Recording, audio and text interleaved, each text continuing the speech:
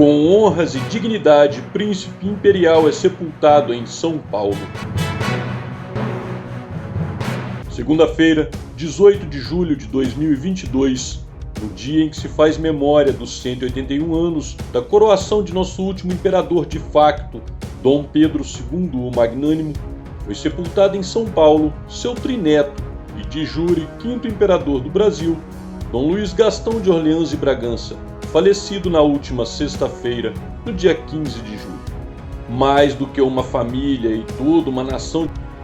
enlutados, sua majestade nos deixou um legado de liberdade e esperança, e sereno e discreto como ele próprio ao longo de sua vida, passou sem alarde, e só agora, com seu falecimento, percebemos com a devida clareza. Da mesma forma, percebemos a alma monárquica que a nação brasileira jamais perdeu.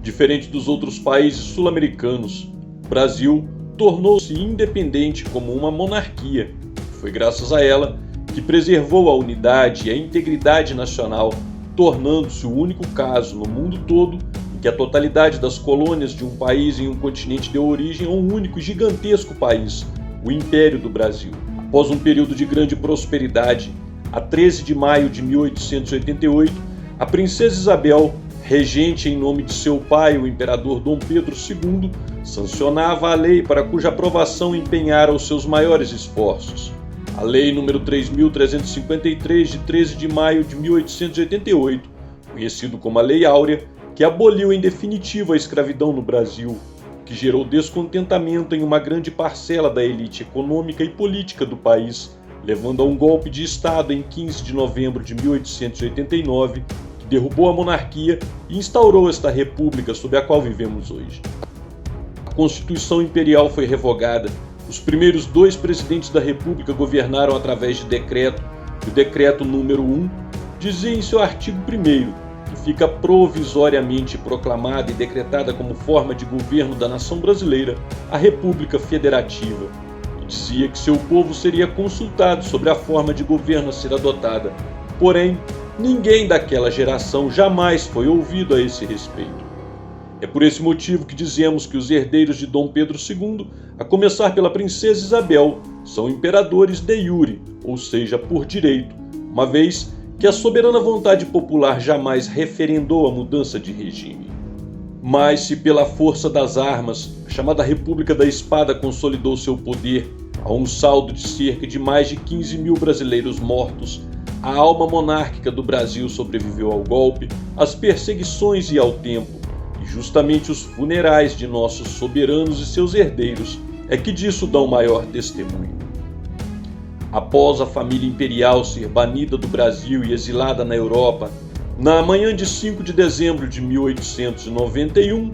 falecia na França, com a cabeça repousada sobre um travesseiro com terra do Brasil, nosso último imperador de facto, Dom Pedro II, após proferir suas últimas palavras: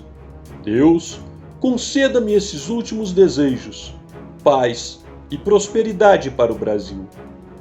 Após um grande funeral de Estado com a presença de representantes do governo francês e de praticamente todos os países da Europa e de outras partes do mundo, a 12 de dezembro do mesmo ano, seu corpo era finalmente sepultado no Panteão dos Bragança, em Portugal, onde permaneceu até 1921, quando, nos preparativos para a celebração do primeiro centenário da independência, o presidente Epitácio Pessoa, após revogar a lei do banimento, determinou a repatriação dos restos mortais do imperador Dom Pedro II e da imperatriz Dona Teresa Cristina, que saíram de Portugal em digno cortejo, sendo depositados finalmente com honras de Estado na Catedral de São Pedro de Alcântara, em Petrópolis, a cidade imperial, sob grande comoção popular, como narram os jornais da época.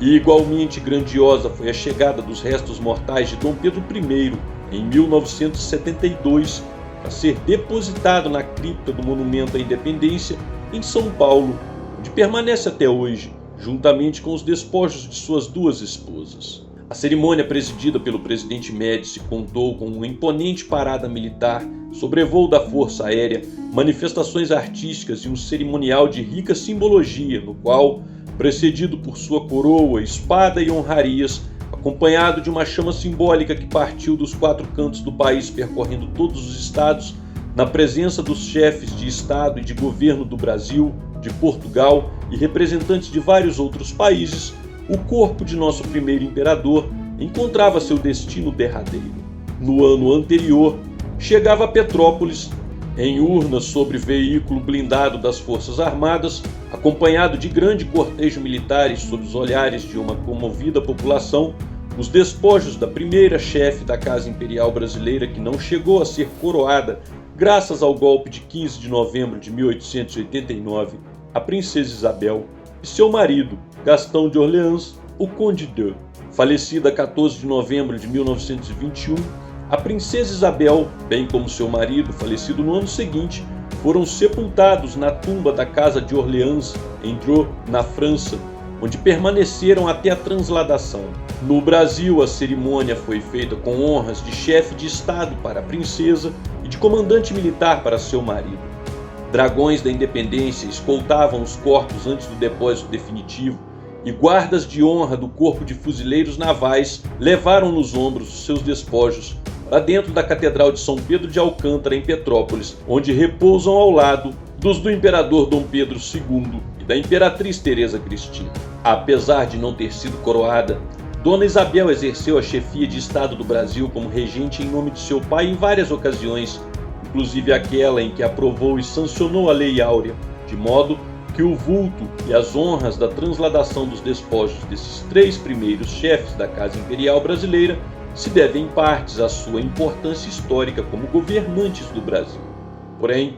o mesmo não encontrou equivalente quando do sepultamento do 4º chefe da Casa Imperial Brasileira e primeiro que jamais reinou de fato sobre o Brasil, Dom Pedro Henrique de Orleans e Bragança, neto da princesa Isabel, que retornou ao Brasil após a Segunda Grande Guerra em 1957. Falecido a 5 de julho de 1981, Dom Pedro Henrique de Orleans e Bragança, de iure nosso 4º imperador, foi velado com modéstia na Câmara Municipal de Vassouras, cidade onde residia, e que, em sua homenagem, decretou luto oficial no município. Sua partida da vida terrena marcou também o início do reinado de Dom Luís Gastão de Orleans e Bragança. Homem sábio e virtuoso, soube com maestria posicionar-se nos delicados momentos que se seguiriam na história do Brasil e do mundo. A 7 de setembro de 1987, enviou aos deputados da Assembleia Nacional Constituinte uma carta considerada uma obra primorosa dos pontos de vista jurídico, literário e mesmo patriótico, na qual expunha as razões pelas quais a manutenção da forma e sistema de governo em cláusula pétrea não tinha coerência nem mesmo com os princípios republicanos, e articulando esforços políticos, finalmente caía a infame cláusula pétrea, e mais ainda, previa a nova Constituição de 1988 e o plebiscito sobre o sistema e forma de governo, prometido quando do golpe de 1889 finalmente seria realizado. Após 99 anos, a causa monárquica saía da ilegalidade no Brasil. Em 1993, 4 anos, portanto, após o fim de um silêncio imposto de quase um século, mesmo com toda a sabotagem por parte do establishment brasileiro, sob sua liderança e com esforços desmedidos de seu irmão, o príncipe imperial Dom Bertrand de Orleans e Bragança, monarquistas de todo o Brasil puderam se organizar, ainda que em cima da hora, e empreenderam uma campanha que, mesmo em franca desvantagem de condições, conquistou quase 7 milhões de votos do eleitorado brasileiro e, mesmo com a previsível derrota, pela primeira vez, deu visibilidade ao movimento monarquista.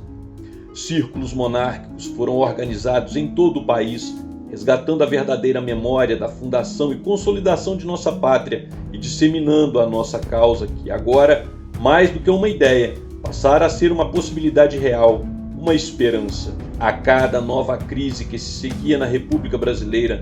mais e mais pessoas descobriam as verdades escondidas de nossa história e a verdadeira origem dos maiores problemas e crises que enfrentamos, e se descobriram ou se converteram monarquistas, de modo que hoje um número incontável de grupos e movimentos monarquistas surgiram em torno dos círculos monárquicos resgatados sob o reinado do príncipe que agora nos deixa em saudade. De modo que hoje a causa monárquica é, a que mais cresce organicamente no país, constituindo-se em uma força política impossível de ser desprezada e de grande peso no cenário político nacional.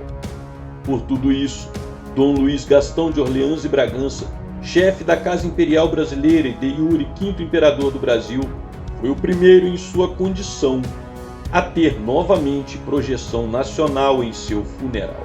No dia de seu falecimento, bandeiras desciam a meio mastro à frente do Palácio Tiradentes, sede do governo de Minas Gerais. Há relatos de prefeituras que também se anteciparam em decretar luta oficial, e publicado em edição extra do Diário Oficial da União, o presidente Jair Bolsonaro decretava luta oficial e, pela primeira vez em um documento oficial do governo brasileiro, reconhecia o legítimo herdeiro de nosso último imperador como chefe da Casa Imperial Brasileira. Após 3 dias de velório, o corpo de Sua Alteza Imperial e Real, de iure, Sua Majestade Dom Luiz de Orleans e Bragança, era conduzido por guardas de honra da Marinha do Brasil para a celebração de suas exéquias na Igreja Matriz de Santa Terezinha, de onde partiu para ser sepultado no Cemitério da Consolação. Entre os presentes, assistiam à cerimônia o príncipe Dom Rafael de Orleans e Bragança, seu pai, agora príncipe imperial do Brasil, Dom Antônio de Orleans e Bragança, e seu irmão, o novo chefe da Casa Imperial Brasileira, Dom Bertrand de Orleans e Bragança, quem desejamos as venturas de continuar o legado do agora falecido príncipe que nos deixou, exemplo e testemunhos para defendermos as causas que acreditamos e a concreta esperança de que nossas lutas não serão em vão. Carregar. Apontar.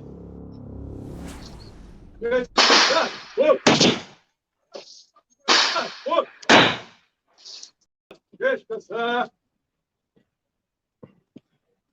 Ó. Quatro. Ombro. Ó. Apresentar. Ó. Olhar à direita. Ó.